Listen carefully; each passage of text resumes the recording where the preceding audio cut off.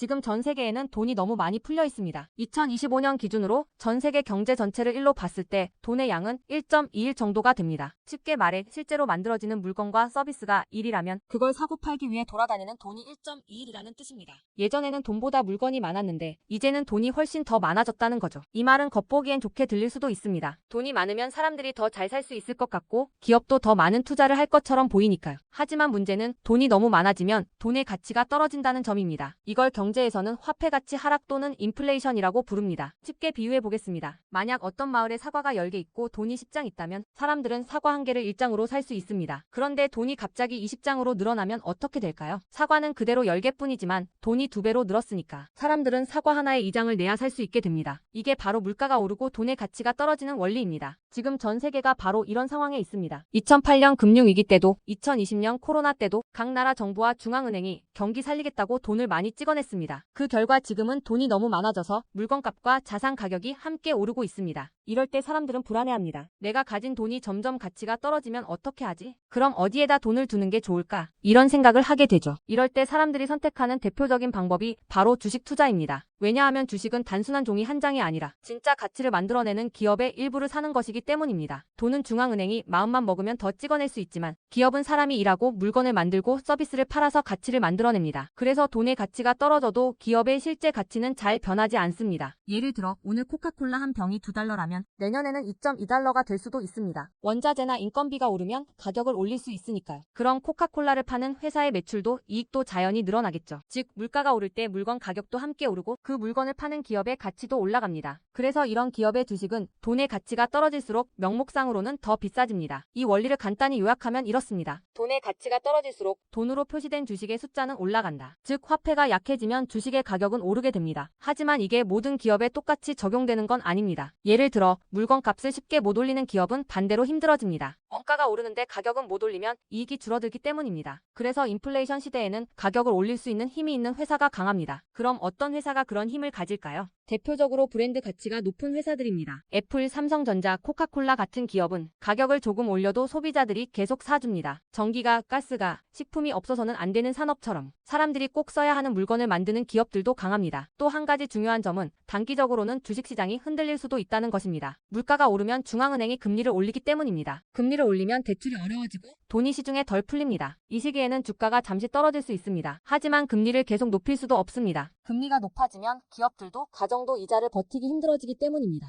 결국 어느 시점에서는 다시 돈을 풀게 되고 주식은 다시 오르게 됩니다. 이 흐름이 몇 년 단위로 반복되면서 주식시장은 결국 긴 흐름으로는 상승해 왔습니다. 이런 이유로 화폐 가치가 떨어지는 시기에는 현금을 그대로 들고 있는 사람보다 주식이나 실물 자산을 가지고 있는 사람이 유리합니다. 기업과 자산은 그만큼의 가치가 그대로 유지되거나 오히려 올라가기 때문입니다. 이제 조금 더 구체적으로 볼까요? 화폐 가치가 떨어지는 시대의 강한 분야는 몇 가지로 나눌 수 있습니다. 첫째, 에너지 기업입니다. 석유, 천연가스, 전기처럼 세상에 꼭 필요한 자원을 다루는 기업들은 물가가 오를수록 이익이 함께 올라갑니다. 둘째, 필수 소비재 기업입니다. 사람들이 꼭 사야 하는 식품, 생활용품, 의약품 같은 걸 만드는 회사입니다. 셋째, 부동산을 소유한 리츠나 인프라 기업입니다. 화폐가 약해질수록 건물, 도로, 통신망 같은 실물의 가치는 올라갑니다. 넷째, 금융회사입니다. 금리가 오르면 은행의 대출이자 수익이 늘어나니까요. 그리고 다섯째는 비트코인이나 블록체인처럼 새로운 형태의 가치 저장 수단을 다루는 기업입니다. 이렇게 보면 돈의 가치가 떨어지는 시대는 단순히 위기가 아니라 자산을 가진 사람에게는 오히려 기회가 될 수도 있습니다. 왜냐하면 돈의 양이 늘어난다는 건 그 돈이 흘러갈 곳이 필요하다는 뜻이기 때문입니다. 2008년 이후에는 부동산으로, 2020년 이후에는 기술주와 암호화폐로 돈이 몰렸습니다. 2025년 이후에는 인공지능, 에너지, 방위산업, 헬스케어 같은 분야로 흐를 가능성이 높습니다. 결국 주식은 단기적으로는 오르내리지만 장기적으로 보면 돈의 가치가 떨어질수록 숫자로 표시된 주가는 오르게 됩니다. 그래서 지금 같은 시대에는 돈을 얼마나 모았느냐보다 어디에 두었느냐가 더 중요합니다. 화폐 가치 하락의 시대에는 현금을 쥐고 있으면 조용히 손해를 봅니다. 은행 통장에 있는 돈의 숫자는 그대로지만 그 돈으로 살 수 있는 물건이 점점 줄어들기 때문입니다. 반면 주식이나 실물 자산을 가진 사람은 물가가 오를수록 자산의 숫자가 커집니다. 이것이 바로 돈보다 자산을 가져야 하는 이유입니다. 결국 이 시대의 진짜 위험은 주가 하락이 아닙니다. 눈에 보이지 않게 진행되는 현금의 가치 하락입니다. 이제 현금이 아니라 기업과 실물의 가치를 함께 가진 사람이 진짜 부자가 됩니다. 자, 주식 투자 마스터 가이드북. 자, 투자에 대해서 항상 어려움을 느끼고 계신 분들을 위해서 제가 이제 책을 만들기를 시작을 했는데 자, 이 책이 드디어 완성이 되었습니다. 자, 이렇게 내용을 좀 확대해서 보시면은 초급편 주식의 구조와 시장의 원리부터 해서 쭉쭉 내려가면은 내용들이 엄청나게 많아요. 그리고 중급, 재무 분석, 산업 분석의 기술 해서 뭐 손익계산서, 재무 상태표부터 해서 여러분들이 알아야 되는 내용들이 엄청나게 많다라는 얘기죠. 자, 그리고 이제 거래할 때 필요한 내용들 그리고 고급편까지 있습니다. 자, 내가 이제 기초가 아니고 중급 이상이라고 하더라도 자, 여러분들이 자, 얻어갈 수 있는 내용들이 있다라는 거예요. 자, 그리고 마지막에는 자, 삼성, 현대, 자, 그리고 LG, 자, 이런 대기업들